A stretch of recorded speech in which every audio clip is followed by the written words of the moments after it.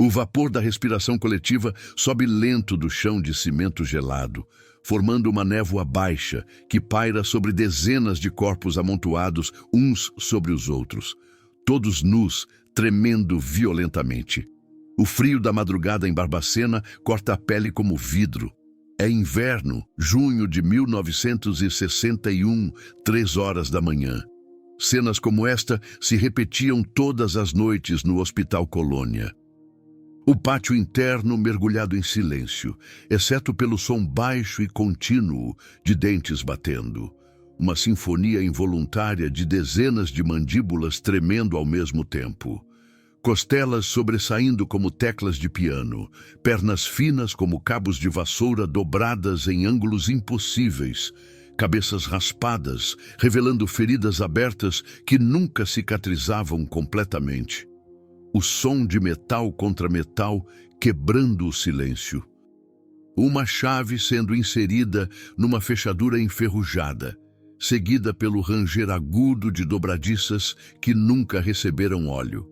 A porta pesada de ferro se abrindo lentamente e uma figura entrando no pátio com passos calmos, metódicos, rotineiros.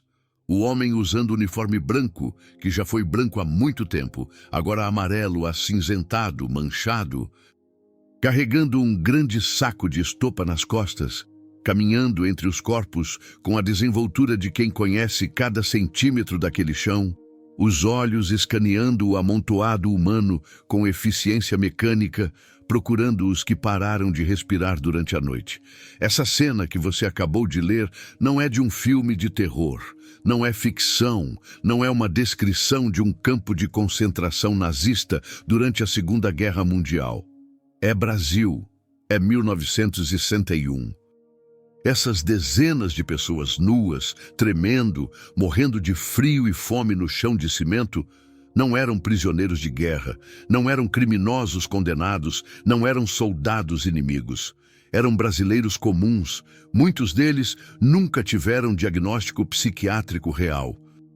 Foram internados simplesmente porque eram inconvenientes, porque falavam demais, porque amavam quem não deveriam, porque engravidaram antes do casamento, porque bebiam, porque eram tímidos demais, porque eram velhos e suas famílias não queriam mais cuidar deles.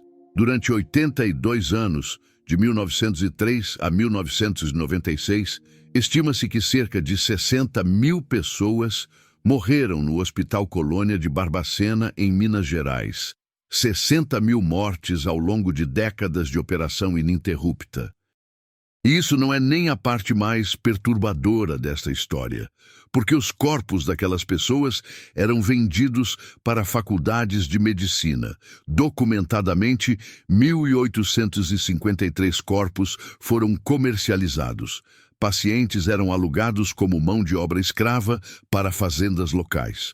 Mulheres internadas eram sistematicamente abusadas sexualmente. Bebês nasciam dentro daquela instituição e desapareciam sem qualquer registro.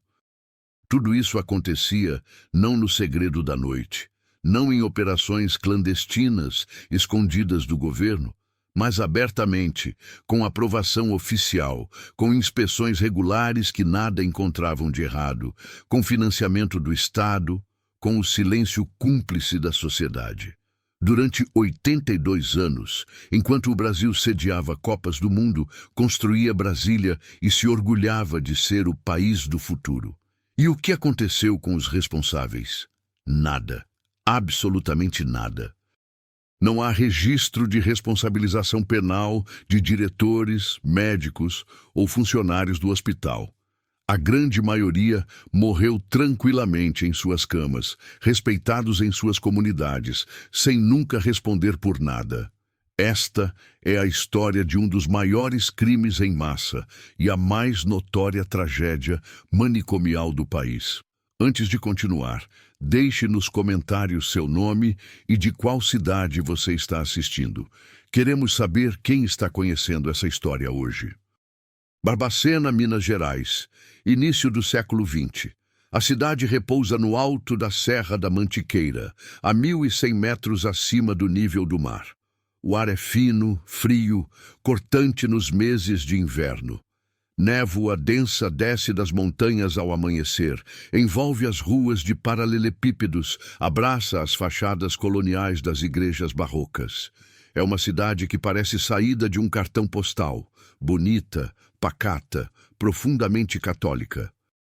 Em 1903, quando o Hospital Colônia é fundado, Barbacena se orgulha de estar na vanguarda da ciência e da modernidade.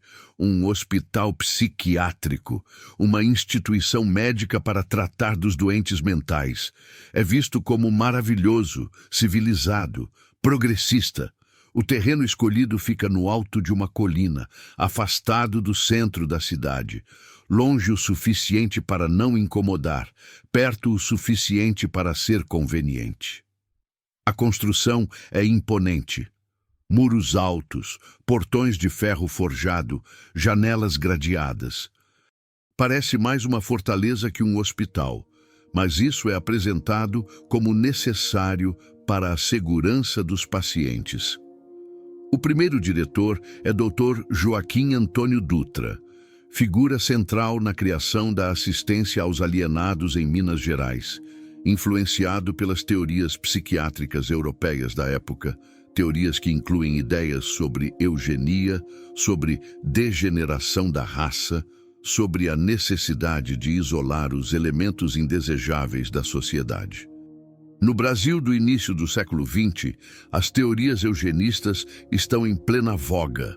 A ideia de que certas pessoas são geneticamente inferiores, que a raça precisa ser melhorada, que os degenerados precisam ser impedidos de se reproduzir, isso não é considerado absurdo ou cruel, é considerado ciência, progresso, modernidade. Médicos respeitáveis escrevem artigos defendendo a esterilização de débeis mentais. Intelectuais argumentam pela segregação dos moralmente inferiores. Políticos aprovam leis que facilitam internações compulsórias. Barbacena, orgulhosa de seu Hospital Colônia, torna-se referência. Outras cidades enviam seus indesejáveis para lá. O hospital começa a crescer rapidamente. Nos primeiros anos, ainda há uma aparência de tratamento. Alguns médicos tentam aplicar as terapias da época, banhos frios, isolamento, contenção mecânica, nada que funcione realmente, mas há uma tentativa de manter as aparências médicas. Mas então, a Primeira Guerra Mundial acontece e o Brasil entra em crise econômica. Os recursos diminuem drasticamente.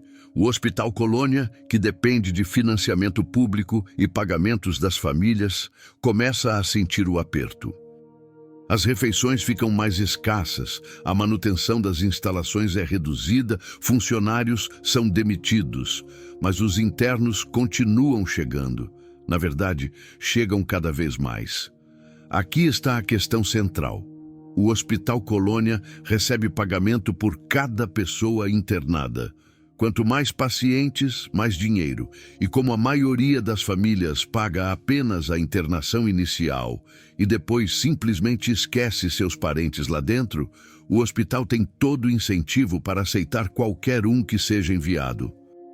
Não há critério rigoroso, não há avaliação psiquiátrica séria. Se alguém com dinheiro ou influência quer se livrar de um familiar inconveniente, basta preencher alguns formulários, pagar a taxa e pronto. A pessoa desaparece atrás daqueles muros. A lista de inconvenientes nas décadas de 1920 e 1930 é extensa e reveladora. Mulheres que têm comportamento considerado imoral. E isso pode significar qualquer coisa, desde adultério real até simplesmente conversar muito com homens que não são seus maridos. Mulheres que desafiam a autoridade paterna ou marital. Mulheres que têm filhos fora do casamento. Mulheres com histeria, um diagnóstico tão vago que pode ser aplicado a praticamente qualquer manifestação de emoção feminina.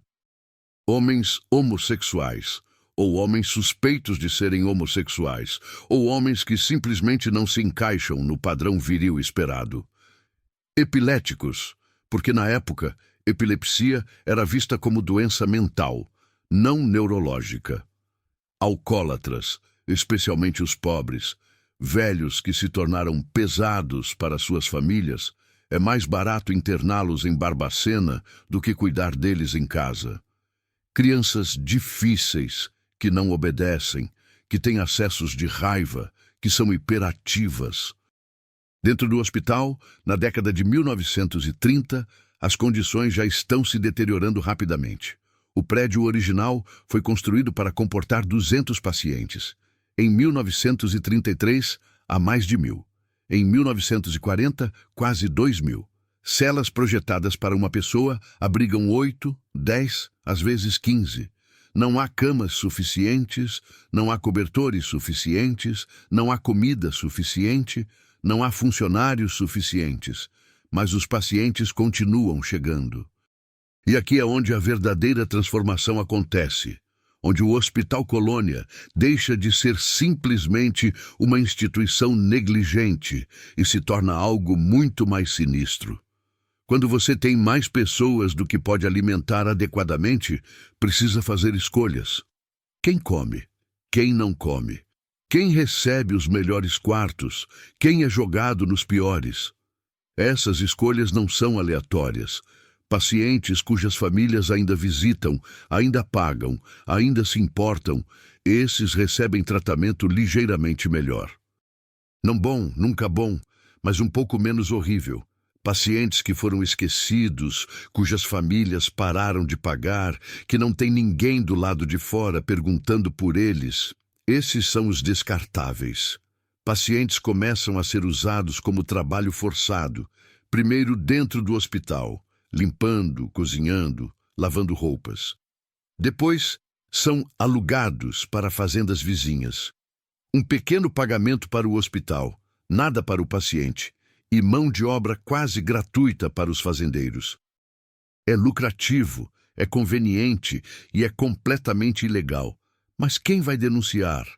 Depois vem a questão dos corpos, em uma instituição superlotada, com condições deploráveis.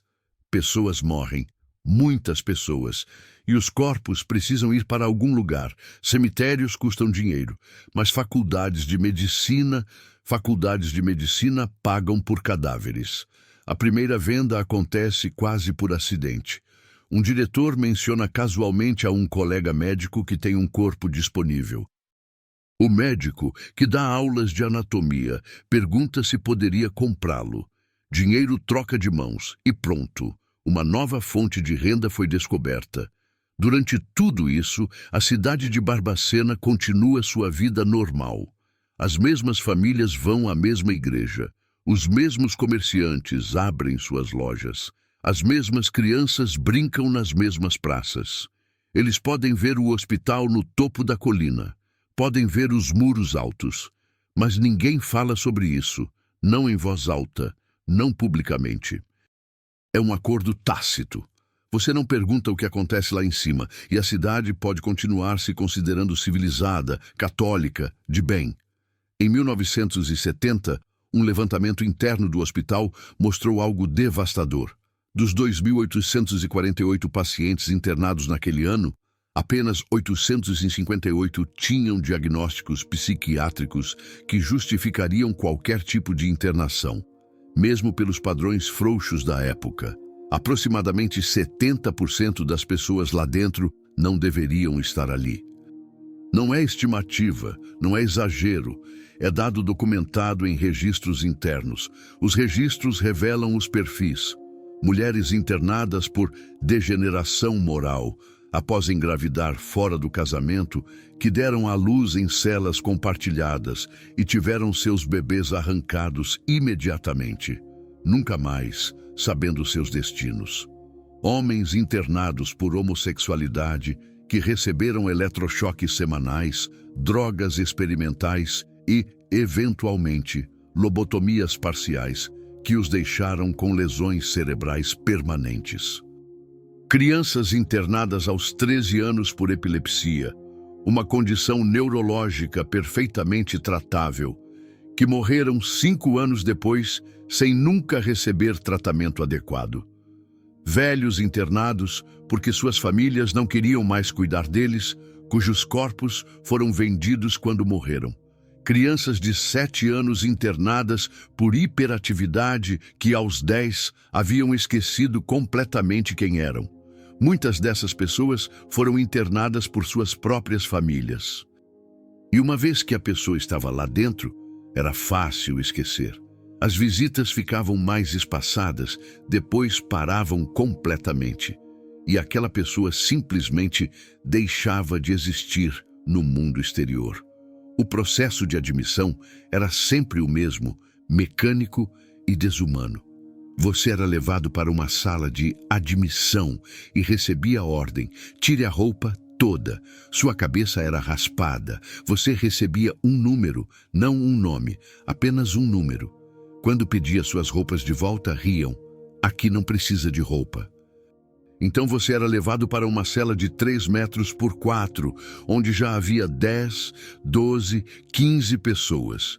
Chão de cimento, sem camas, sem roupas, todos nus. Barbacena fica a 1.100 metros de altitude. No inverno, as temperaturas caem próximas de zero. Os corpos se amontoavam por necessidade. Era a única forma de não morrer de hipotermia durante a noite. Não havia espaço para todos se deitarem ao mesmo tempo, então se revezavam. Alguns ficavam de pé encostados na parede, outros se agachavam, alguns conseguiam se deitar por algumas horas. O cheiro era insuportável. Não havia banheiro adequado, apenas um buraco no chão em um canto. Durante a noite, muitas pessoas não conseguiam chegar até ele e faziam onde estavam, no chão, sobre si mesmas, sobre os outros. Pela manhã, você acordava coberto de urina, de fezes, de vômito, de fluidos corporais de pessoas que não conhecia. E seria assim todas as noites, pelos próximos anos ou décadas, ou até morrer. Não havia chuveiros nem água para banho. Havia uma torneira comunitária em um dos pátios, uma única torneira para centenas de pessoas.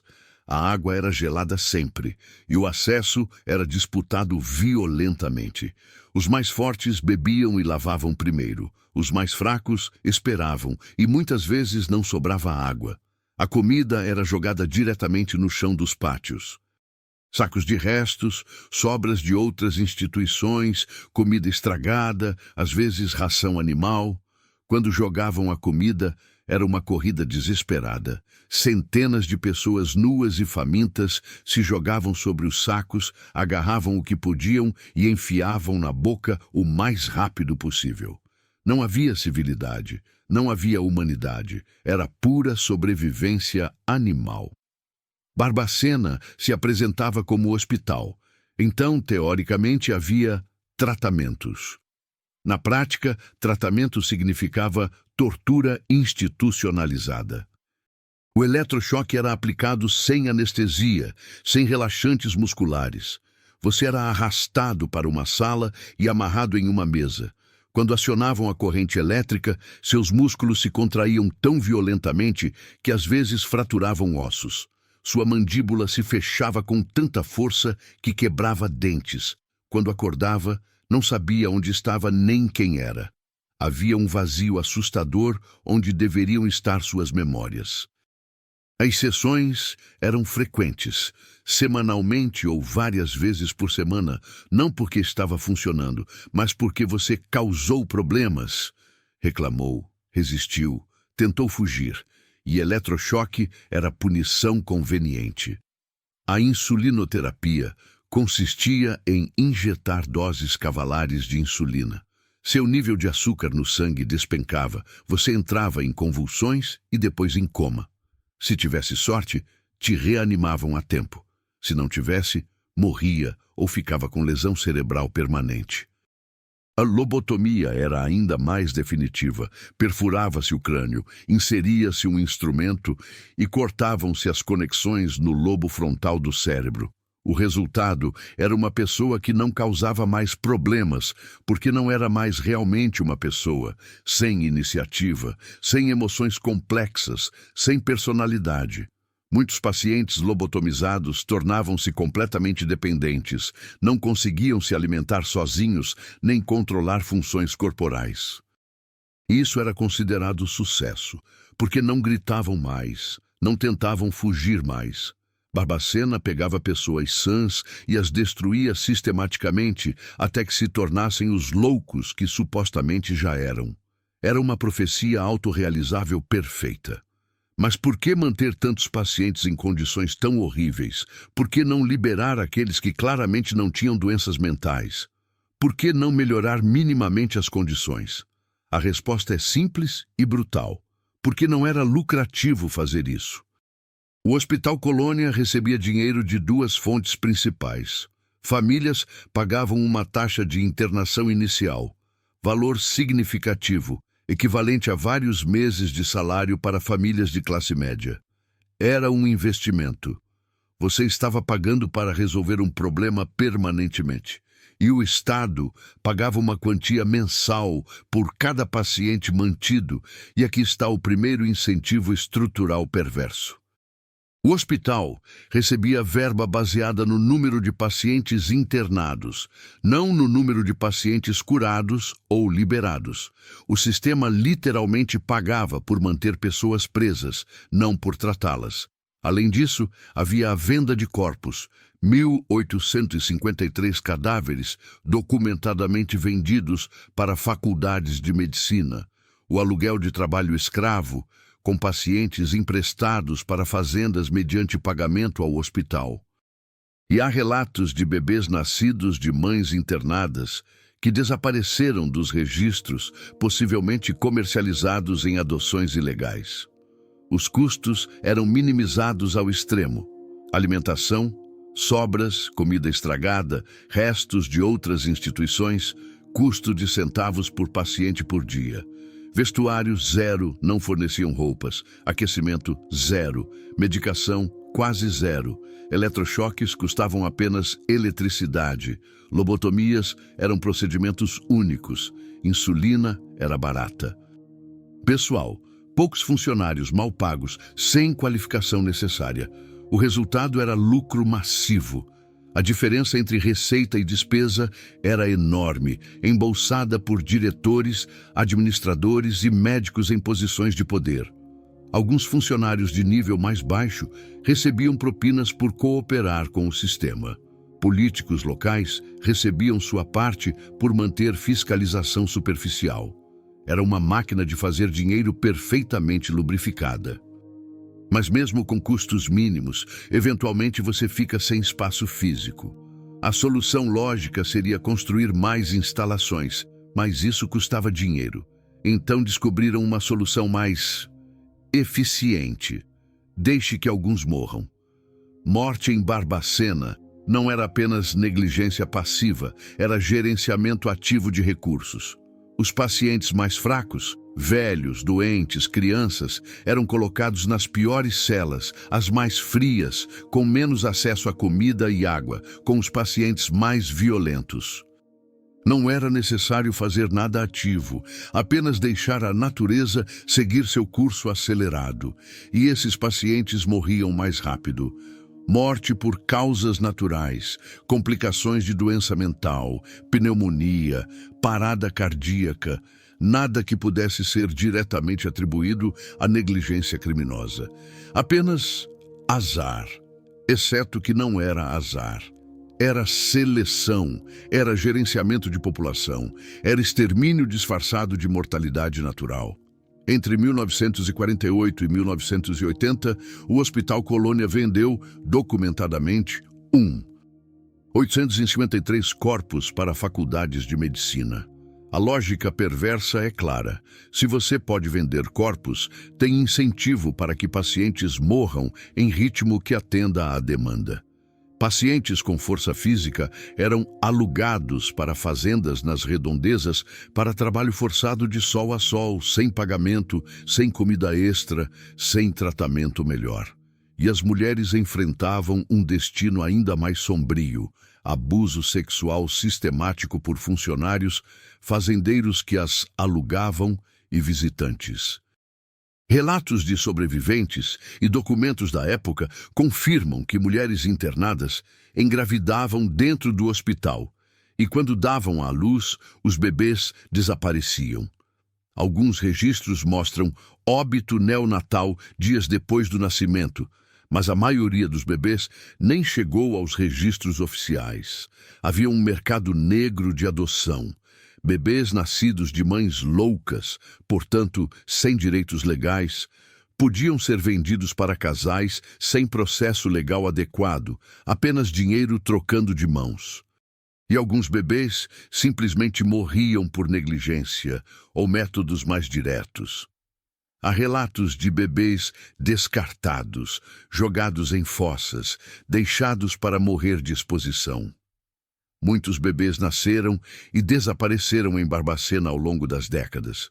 E suas mães tinham seus bebês arrancados dos braços horas após o parto. Algumas enlouqueciam de verdade, não por qualquer doença mental prévia, mas pelo trauma insuportável. E então eram mantidas no hospital justamente porque ficaram loucas. A instituição que as destruiu usava essa destruição como justificativa para continuar aprisionando-as. A rede de cumplicidade era vasta. Diretores e administradores lucravam diretamente. Médicos recebiam bônus por tratamentos realizados. Funcionários ganhavam propinas. Fornecedores vendiam produtos de baixa qualidade por preço de qualidade. Faculdades de medicina obtinham cadáveres baratos. Fazendeiros conseguiam trabalho escravo. Políticos locais recebiam sua parte. Era uma teia, e todos na teia tinham interesse em que o sistema continuasse exatamente como estava. Então, quando alguém tentava denunciar, a teia se defendia com ameaças e descrédito. É exagero sensacionalista. Estamos fazendo o melhor possível com recursos limitados. E a máquina continuava funcionando. 56 anos depois que os primeiros pacientes entraram pelos portões do Hospital Colônia de Barbacena, um homem atravessa esses mesmos portões. Seu nome é Franco Basaglia. Ele tem 56 anos, é italiano, médico psiquiatra, e não é um psiquiatra qualquer. Franco Basaglia é, naquele momento, provavelmente o nome mais respeitado da psiquiatria mundial quando se trata de reforma de instituições manicomiais. É o homem que mudou a Itália, que apenas um ano antes, em 1978, conseguiu aprovar a Lei 180, conhecida como Lei Basaglia, que determinou o fechamento de todos os hospitais psiquiátricos da Itália e estabeleceu que tratamento de saúde mental deveria acontecer na comunidade, não em manicômios. A Itália se tornou o primeiro país do mundo a abolir completamente o sistema manicomial, e Basaglia foi o arquiteto dessa revolução. Ele havia visitado dezenas de instituições psiquiátricas ao redor do mundo. Havia visto os piores exemplos de como seres humanos tratavam outros seres humanos em nome da medicina. Havia documentado abusos em meia dúzia de países. E ele havia vivido a Segunda Guerra Mundial. Nascido em Veneza em 1924, tinha 21 anos quando a guerra terminou. Conhecia as histórias dos campos de concentração, havia lido os relatos de Auschwitz, Dachau, Treblinka, havia visto as fotografias que chocaram o mundo. Quando Franco Basaglia aceita o convite para visitar instituições psiquiátricas no Brasil em 1979, como parte de uma turnê pela América Latina, ele já viu muita coisa, tem um ponto de referência amplo, contexto histórico profundo. Não é alguém que se choca facilmente. Mas no dia 7 de agosto de 1979, quando sobe a colina até o Hospital Colônia de Barbacena, algo quebra dentro dele. É uma manhã típica de inverno em Barbacena, fria, com névoa pairando sobre a cidade. O carro oficial sobe a estrada sinuosa até o complexo hospitalar. Basaglia está acompanhado de alguns médicos brasileiros, autoridades locais e um pequeno grupo de jornalistas. É uma visita oficial, protocolar. Há expectativa de que será rápida, formal, diplomática. Os portões de ferro se abrem e o carro entra. Franco Basaglia sente o cheiro antes de ver qualquer coisa. É um cheiro que ele reconhece de outras instituições, mas aqui é diferente, mais intenso, mais denso. Não é apenas desinfetante barato tentando mascarar urina e fezes. É algo mais profundo, mais orgânico, o cheiro de decomposição, de corpos não lavados há meses, de infecções não tratadas, de feridas abertas, de morte lenta. O grupo é levado ao primeiro pátio interno, um espaço aberto cercado por paredes altas de tijolo descascado, com chão de cimento rachado. E há pessoas, dezenas delas, todas nuas. Basaglia para literalmente de andar. Seus olhos varrem o pátio tentando processar o que está vendo. Corpos extremamente desnutridos, costelas salientes como grades, pernas finas como gravetos, pele esticada sobre ossos, cabeças raspadas com feridas abertas. Algumas pessoas estão de pé, mas a maioria está sentada ou deitada no chão de cimento frio. E todas estão nuas, em pleno inverno, com temperatura próxima de 5 graus Celsius. Um dos médicos brasileiros começa a explicar. Como o senhor pode ver, temos desafios relacionados a recursos. A superlotação é um problema que estamos trabalhando para... Basaglia levanta a mão, silencia o médico e começa a caminhar pelo pátio. Aproxima-se de um homem sentado no chão. O homem não tem idade identificável. Pode ter 40 anos, pode ter 70. Seu corpo está coberto de feridas. Moscas pousam em seus ombros e ele não as espanta. Apenas olha para frente, para o nada, com olhos vazios. Basaglia se agacha ao lado dele, tenta estabelecer contato visual, fala em italiano e depois pede que traduzam. Pergunta o nome do homem, há quanto tempo está ali, se tem família. O homem não responde, não porque não quer, mas porque parece ter esquecido como.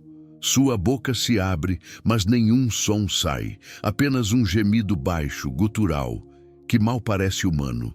Basaglia continua caminhando e vê uma mulher agachada em um canto, balançando para frente e para trás, em movimento repetitivo e mecânico. Suas mãos estão cobertas de fezes e elas esfrega nas paredes. Há sangue seco entre suas pernas. Mais à frente, 3 crianças, não podem ter mais de 10, 12 anos, estão amontoadas juntas, tremendo. Uma delas, uma menina, tem marcas profundas nos pulsos, marcas de contenção mecânica. A pele em torno delas está infeccionada, inchada, com pus visível. Basaglia se vira para o diretor do hospital e pergunta com voz que tem uma dureza nova. Por que essas crianças estão aqui? O diretor consulta uma prancheta e responde: debilidade mental grave, não são educáveis. As famílias não tinham condições de mantê-las. Aqui elas recebem cuidados adequados e... Cuidados? A palavra sai da boca de Basaglia como uma acusação. Onde estão os cuidados? Onde estão as roupas? Onde está a comida? Onde está qualquer vestígio de tratamento médico? O diretor fica visivelmente desconfortável. Senhor, o senhor precisa entender que trabalhamos com recursos muito limitados. O Estado não fornece financiamento adequado. Fazemos o melhor que podemos nas circunstâncias. Basaglia não está mais ouvindo. Ele viu o suficiente no primeiro pátio e sabe que há mais. Quantos pátios como este existem nesta instituição? Pergunta. Há uma pausa antes da resposta. 12, senhor. Quero ver todos. Durante as próximas 4 horas, Franco Basaglia percorre o Hospital Colônia de Barbacena. E cada pátio, cada ala, cada cela que ele entra é pior que a anterior. Ele vê celas projetadas para uma pessoa abrigando 15, corpos literalmente empilhados uns sobre os outros durante a noite, porque não há espaço físico para todos se deitarem. Vê o que chamam de refeitório, que não é um refeitório, É um pátio onde sacos de comida estragada são jogados no chão e as pessoas se aglomeram como animais para tentar pegar algo. Vê a enfermaria. Um cômodo escuro e úmido com algumas camas de metal enferrujado, onde os doentes mais graves são deixados para morrer. Não há médicos, não há enfermeiros, apenas corpos deitados, alguns gemendo baixinho, outros já silenciosos. Vê a sala de tratamento, onde o equipamento de eletrochoque está montado. Um dos médicos orgulhosamente explica o procedimento. Basalha pergunta sobre anestesia, sobre relaxantes musculares. O médico parece confuso pela pergunta. Não, senhor, não usamos, não é necessário. Há um momento específico, documentado por um dos jornalistas presentes, em que algo quebra visivelmente em Basalha. É quando ele entra em uma cela no que chamam de setor de mulheres. A cela tem talvez 3 metros quadrados e há 6 mulheres dentro, todas nuas, todas extremamente desnutridas. E uma delas está grávida, visivelmente grávida, 8 ou 9 meses talvez. Está sentada no chão de cimento, encostada na parede. Sua barriga inchada contrasta grotescamente com o resto do corpo esquelético. Seu rosto é vazio, olhos apagados. Basalha se vira para o médico que o acompanha. Ela vai dar à luz em breve. Sim, senhor, provavelmente. Onde? Onde ela vai dar à luz? O médico aponta para o chão. Aqui mesmo, senhor. Temos uma parteira que vem quando é necessário. E o bebê? O que acontece com o bebê? Uma pausa ligeiramente desconfortável. Depende, senhor. Se nascer saudável, é encaminhado para a adoção. Se não, bem, bebês de mães com doença mental grave raramente sobrevivem de qualquer forma. Basalha fecha os olhos, respira fundo. Quando os abre novamente, há lágrimas. Ele não as esconde. Como ela engravidou? Pergunta, e sua voz está tremendo. Silêncio. Como? Ele repete cada palavra dita com precisão cortante. Uma mulher internada em uma instituição psiquiátrica, supostamente sob cuidados médicos, engravidou. Mais silêncio. E então Basalha entende. Claro que entende. Ele não é ingênuo, já viu abuso institucional antes. Mas a escala aqui, a naturalização disso. Ele sai da cela, caminha rapidamente de volta para o pátio principal. Os jornalistas o seguem, câmeras em mãos, sentindo que algo significativo está prestes a acontecer. Basalha para no centro do pátio, olha ao redor. Vê as centenas de pessoas nuas, famintas, destruídas, vê as paredes altas, as grades, os guardas, e ele fala. Fala para os médicos brasileiros presentes, para as autoridades locais, para os jornalistas, e suas palavras serão citadas e recitadas pelos próximos 40 anos. Estive hoje num campo de concentração nazista. Em lugar nenhum do mundo, nem nos piores hospitais psiquiátricos que visitei, e visitei muitos em muitos países, presenciei uma tragédia como essa. Sua voz está firme agora, mas há emoção crua por baixo. Eu vivi a Segunda Guerra Mundial. Eu conheço a história dos campos. Eu li os testemunhos. Eu vi as fotografias. Ele aponta para o pátio ao redor. Isto aqui não é diferente. A única diferença é que aquilo foi há 35 anos e acabou. Isto está acontecendo agora, em 1979. Em um país que se diz democrático, civilizado, católico, vira-se para o diretor do hospital. O senhor me disse que não há recursos, que fazem o melhor possível. Mas recursos não explicam nudez forçada. Recursos não explicam mulheres grávidas dando à luz em chão de cimento. Recursos não explicam crianças misturadas com adultos violentos. Recursos não explicam pessoas morrendo de frio quando cobertores custam quase nada. Sua voz sobe. Isto não é falta de recursos. Isto é desumanização sistemática. Isto é tortura institucionalizada. Isto é genocídio. Lento, talvez. Discreto, talvez. mas genocídio. A declaração de Basalha cai como bomba. Os jornalistas presentes publicam matérias no dia seguinte. Os jornais de Belo Horizonte, Rio e São Paulo cobrem a história.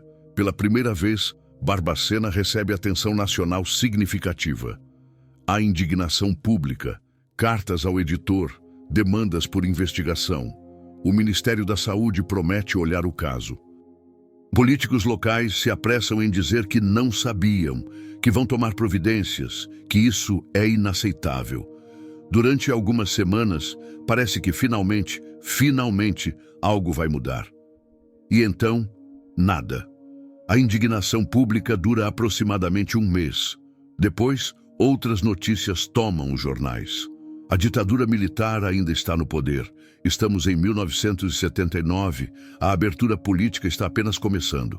Há censura, há prioridades políticas, há questões consideradas mais importantes.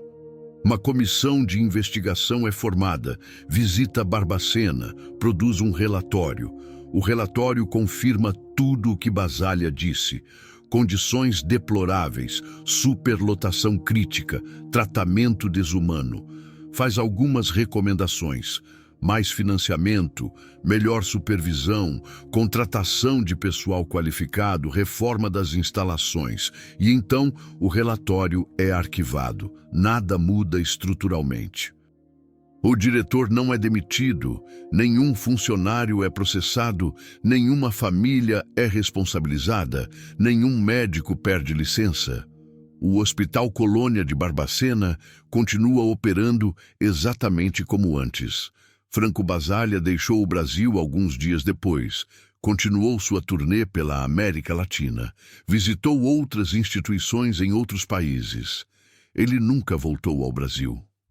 Morreu em 1980, menos de um ano depois da visita, de um tumor cerebral. Tinha apenas 56 anos. Mas até sua morte, em entrevistas e palestras, ele mencionou Barbacena. Sempre que perguntado sobre a pior instituição que já havia visto, respondia sem hesitar: Barbacena, Brasil. E aqui está a ironia mais cruel. Franco Basaglia veio ao Brasil, viu Barbacena, denunciou publicamente, comparou a um campo de concentração nazista, chocou o país e morreu um ano depois. E o Hospital Colônia de Barbacena continuou operando por mais 16 anos após sua morte. 16 anos. Em 2013, a jornalista Daniela Arbex publicou seu livro Holocausto Brasileiro, após 5 anos de investigação. Ela encontrou e entrevistou alguns dos pouquíssimos sobreviventes ainda vivos. Um homem, identificado apenas como Senhor Antônio nos registros, foi internado aos 17 anos por epilepsia em 1958. Passou 38 anos em Barbacena. Foi liberado em 1996, aos 55 anos. Quando saiu, não conseguia se lembrar de como era a vida fora daqueles muros. Não sabia usar dinheiro, não sabia atravessar a rua. Tinha pavor de espaços abertos. Passava horas sentado em um canto, balançando para frente e para trás. Um movimento que havia desenvolvido em Barbacena e nunca conseguiu parar. Sua família original estava toda morta ou desaparecida. Ele não tinha para onde ir. Foi colocado em um abrigo para idosos, onde morreu em 2009, aos 68 anos. Uma mulher, Dona Maria, foi internada aos 19 anos em 1962 por comportamento inadequado, tradução para ter engravidado fora do casamento. Passou 34 anos lá dentro. Quando saiu em 1996, estava com 53 anos. Tentaram reintegrá-la. Conseguiram um pequeno apartamento para ela através de programa social. Mas ela não conseguia viver sozinha. Deixava o gás aberto, esquecia de comer, tinha ataques de pânico quando via muitas pessoas. Acabou voltando para uma instituição. Não Barbacena, que havia fechado, mas outro abrigo. Barbacena a havia quebrado permanentemente. Um homem, João, foi internado aos 11 anos em 1965. Seu crime era hiperativo, incontrolável. Passou 31 anos em Barbacena. Quando saiu em 1996, tinha 42 anos, mas mentalmente, emocionalmente, estava congelado aos 11. Falava como criança, tinha medos de criança, brincava com brinquedos de criança. 3 décadas de institucionalização total o haviam deixado permanentemente dependente. Essas são as histórias dos sortudos, dos que sobreviveram, dos que saíram. E mesmo para eles, Barbacena nunca realmente terminou. Após a denúncia de Basália, houve um breve período de atenção. Reportagens, comissões de investigação, promessas de reforma. E então, a vida seguiu. Os relatórios confirmaram tudo. Superlotação crítica, condições desumanas, mortalidade alarmante, ausência de tratamento real.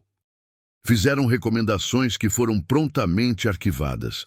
De 1980 a 1996, o Hospital Colônia continua operando.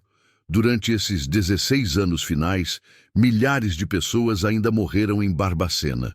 Depois que o mundo sabia, depois que foi denunciado, depois que foi comparado a um campo de concentração por uma autoridade mundial incontestável. Em 1996, 82 anos após sua fundação, 17 anos após a denúncia de Basália, o modelo manicomial do Hospital Colônia foi oficialmente desativado. Não por ordem judicial, não porque houve condenações, não porque finalmente reconheceram o horror, mas porque um movimento de reforma psiquiátrica nacional estava ganhando força, porque psiquiatras progressistas estavam pressionando por mudanças, porque manter aquele modelo estava se tornando politicamente inconveniente. O fechamento foi gradual. Pacientes foram transferidos para outras instituições menores ou, em raros casos, reintegrados à sociedade. Os prédios foram esvaziados, os portões foram trancados. Naquele mesmo ano de 1996, foi inaugurado o Museu da Loucura no local, como forma de preservar a memória do que aconteceu. Aqui está a parte que provoca mais indignação. Não há registro de responsabilização penal de diretores, médicos ou funcionários pelo que aconteceu em Barbacena. Nenhum diretor foi condenado criminalmente. Nenhum médico perdeu licença para exercer. Nenhum funcionário enfrentou consequências legais. Houve alguns processos civis. Algumas famílias de vítimas, muito poucas, processaram por danos. Alguns receberam indenizações de valores irrisórios, alguns milhares de reais, como se pudesse compensar décadas de tortura. Mas a ausência de processos criminais é documentada e reconhecida. A justificativa foi sempre a mesma. Difícil provar responsabilidade individual, difícil determinar quem especificamente fez o quê, os registros são incompletos, muitos dos envolvidos já estão mortos, prescreveu. Sempre uma desculpa. A verdade é que não houve vontade política para processar, porque processar abriria feridas, revelaria cumplicidades, implicaria instituições respeitáveis. Era mais fácil arquivar, esquecer, seguir em frente. E foi exatamente isso que fizeram. Os responsáveis diretos morreram tranquilamente, respeitados em suas comunidades, aposentados com pensões do Estado, sem nunca responder por nada. É impunidade completa. Em 2013, quando Daniela Arbex estava pesquisando seu livro, ela fez uma descoberta perturbadora. Ossadas humanas ainda estavam sendo encontradas em porões de faculdades de medicina em Minas Gerais. Esqueletos em armários de laboratórios, crânios em prateleiras empoeiradas, ossos marcados com números, não nomes. Eram os corpos vendidos de Barbacena, ou pelo menos o que restou deles. 1.853 corpos foram documentadamente vendidos. Mas quantos desses corpos ainda existem décadas depois? Quantos foram descartados quando não eram mais úteis para ensino? Quantos foram jogados em lixo comum? Não há registro, não há contabilidade, não há como saber.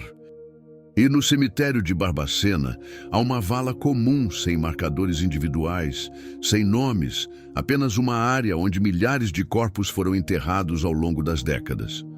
Quantos exatamente? Ninguém sabe. Os registros são incompletos ou foram destruídos. Em 2012, houve uma tentativa de identificação através de DNA. Algumas famílias, muito poucas, ainda procuravam parentes desaparecidos em Barbacena décadas antes. Queriam saber se estavam mortos, queriam poder enterrá-los adequadamente, queriam respostas. O projeto de identificação começou com promessas de justiça, de memória, de dignidade restaurada. Conseguiram identificar 23 corpos. 23 de milhares. E então o financiamento acabou, o projeto foi abandonado, os ossos foram reenterrados, as famílias continuaram sem respostas. Se você for a Barbacena hoje, em 2025, pode visitar o antigo Hospital Colônia. Bem, alguns dos prédios. A maioria foi demolida. Alguns ainda estão de pé, abandonados em ruínas, invadidos por vegetação. Há grafite nas paredes, vidros quebrados, tetos desabados. O Museu da Loucura, inaugurado em 1996 e revitalizado em anos posteriores, é pequeno, instalado em um dos poucos prédios preservados do complexo. Tem fotografias, documentos, testemunhos gravados de sobreviventes, objetos encontrados durante escavações, pentes quebrados, sapatos velhos, pedaços de roupas. Tem uma cela reconstruída onde você pode entrar e sentir o espaço. 3 metros por 4, onde 15 pessoas eram forçadas a viver. É claustrofóbico, opressivo, e você sabe que pode sair a qualquer momento. Eles não podiam. O museu recebe algumas centenas de visitantes por ano, principalmente estudantes em excursões escolares, alguns turistas curiosos, familiares de vítimas ocasionalmente. É pouco para 82 anos de atrocidades, para as dezenas de milhares de vidas destruídas. Mas é algo. É reconhecimento de que aconteceu. É recusa ao esquecimento completo. Por que a maioria dos brasileiros nunca ouviu falar de Barbacena?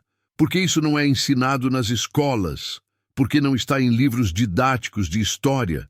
Por que não é parte da memória nacional coletiva? Compare com a Alemanha e o Holocausto. A Alemanha ensina sobre os horrores nazistas extensivamente. Crianças alemãs visitam campos de concentração preservados. Há memoriais em todo o país. Há dias de lembrança. Há aceitação nacional de responsabilidade histórica.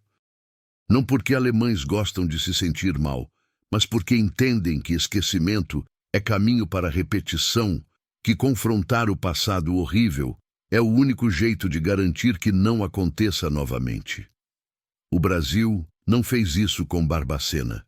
Não há Dia Nacional de Memória, não há currículo escolar obrigatório sobre o tema. A maioria dos livros de história menciona no máximo uma linha, se tanto. Por quê? Várias razões. Impunidade gera esquecimento. Quando ninguém é punido, quando não há julgamentos públicos, quando não há processo de verdade e reconciliação, é fácil fingir que não foi tão ruim ou que nunca aconteceu. As vítimas não têm voz. Barbacena destruiu seus sobreviventes tão completamente que a maioria nunca conseguiu articular seu trauma. Cumplicidade é ampla demais. Reconhecer Barbacena plenamente seria reconhecer cumplicidade de instituições que ainda existem. A igreja, o Estado, universidades, famílias de elite. É politicamente inconveniente. As vítimas eram os outros, loucos, desviantes, inconvenientes. É mais fácil para a sociedade ignorar sofrimento de grupos marginalizados. Estima-se que cerca de 60 mil pessoas morreram no Hospital Colônia de Barbacena ao longo de suas décadas de operação. 60 mil mortes. Um levantamento interno de 1970 mostrou que aproximadamente 70% dos internados não tinham diagnóstico psiquiátrico que justificasse a internação. O Hospital Colônia não foi uma aberração. Foi uma máquina perfeitamente calibrada, alimentada por dinheiro, silêncio e uma sociedade que preferia esconder seus indesejáveis a lidar com eles. Pessoas perfeitamente sãs que cometeram o crime de serem inconvenientes. Bastava alguém com dinheiro e influência assinar alguns papéis, e aquela pessoa desaparecia para sempre, sem julgamento, sem recurso, sem volta. E uma vez lá dentro, começava algo que tornava a própria internação arbitrária parecer misericordiosa. Tortura sistemática disfarçada de tratamento médico, fome intencional para controlar comportamentos, frio proposital para acalmar os agitados, a transformação deliberada de seres humanos em algo que mal parecia humano. Todo sistema que persiste precisa de combustível, e o combustível é sempre o mesmo: dinheiro. Famílias pagavam internação inicial. O Estado pagava mensalmente por cada paciente mantido. Havia venda de corpos documentada, aluguel de trabalho escravo, desaparecimento de bebês. Os custos eram minimizados ao extremo e o lucro massivo era embolsado por diretores, médicos, funcionários e políticos. Mas Barbacena não operava em segredo. Operava abertamente, com participação de toda a estrutura social. A família patriarcal com poder quase absoluto, a igreja vendo como solução para problemas morais, o Estado cúmplice em todas suas formas, a medicina legitimando o horror, a imprensa falhando em investigar profundamente. Entre 1900 e 1945, eugenia era ciência aceita globalmente, e o Brasil absorveu essas ideias. Barbacena era apresentado como parte do projeto eugênico brasileiro. Após a Segunda Guerra, a eugenia explícita caiu em desgraça, mas as ideias subjacentes persistiram com linguagem diferente. Outros países tinham hospitais psiquiátricos horríveis, mas foram fechados após exposição. Houve reformas, houve consequências. Barbacena persistiu por tanto tempo exatamente por causa do contexto brasileiro. Falta de movimento de direitos dos pacientes, pobreza relativa, estrutura social mais conservadora, impunidade estrutural e invisibilidade das vítimas. Volte àquele pátio uma última vez. Cenas como aquela se repetiam noite após noite durante 82 anos, tempo suficiente para 4 gerações completas.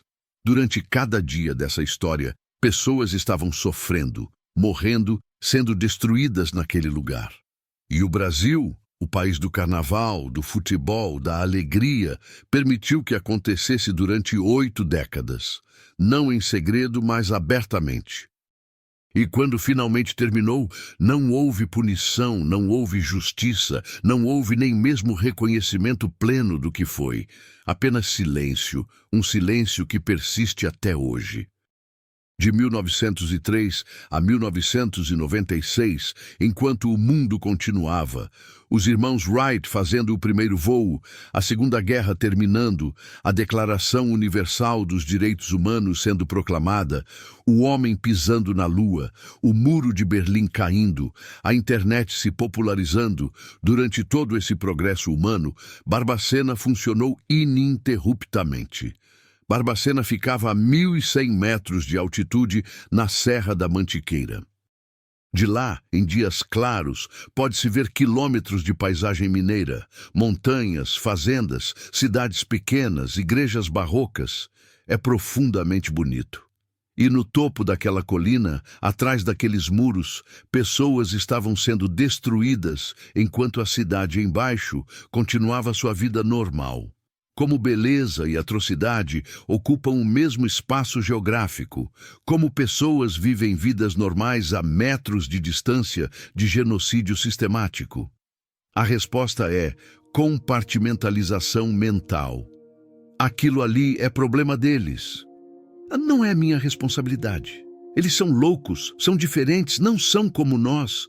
O que é mais alto em Barbacena hoje não é barulho, é silêncio. Os prédios em ruínas não fazem som, as celas vazias não ecoam mais gritos. É um silêncio pesado, opressivo, de coisas não ditas. de crimes não punidos, de mortes não lamentadas.